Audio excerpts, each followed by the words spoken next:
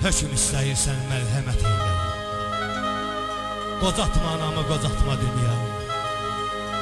Çəkdiyi zəhmətə borcum var hələ, qocatma anamı, qocatma dünya. Anamdı dağ enən deyir, ana duymaq hünər deyil, ona qıymaq hünər deyil, hünərli öymə dünya, gəl anama dəymə dünya. Bir yanaşı dənəm axı, qıysan yanar sinəm axı, ona qurban mənəm axı, qapısını döymə dünya, gəl anama dəymə dünya. Anam getsə kör olaram, öz ömrümə göl olaram, dar köynəkdə qor olaram, düyün düşər düymə dünya, gəl anama dəymə dünya. Demə mənə qandan qorxan, zalim bəydən xandan qorxan, kişi deyil candan qorxan, doğra məni qıyma dünya, gəl anama dəymə dünya. Əzizim atmaz anam, dərdlilər yatmaz anam, oğlum qərib eldədir, hayına satmaz anam. Əzizim yanan ağlar, halıma yanan ağlar, 100 candan yanan olsa, yenə də anam ağlar, yenə də anam ağlar, yenə də.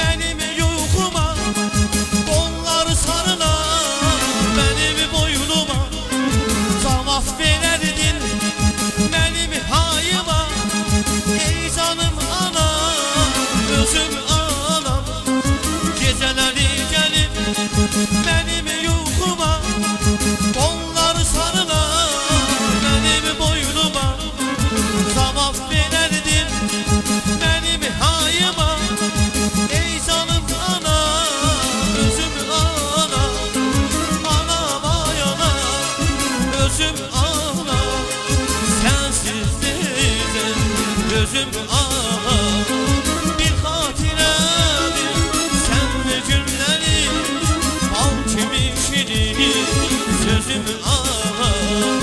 Anama yalan, özüm ağlar. Sensiz neyse gözümü ağlar. Bir hatiredir sen ve günlerin, bal gibi şirin sözümü ağlar.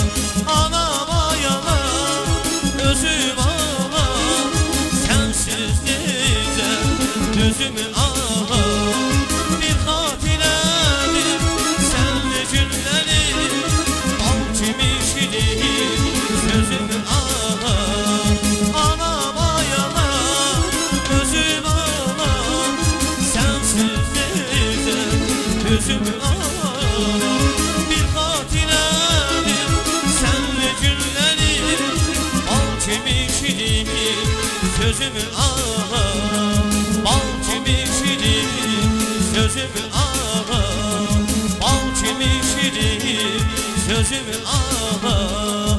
Bal gibi şirin sözüm ağlar.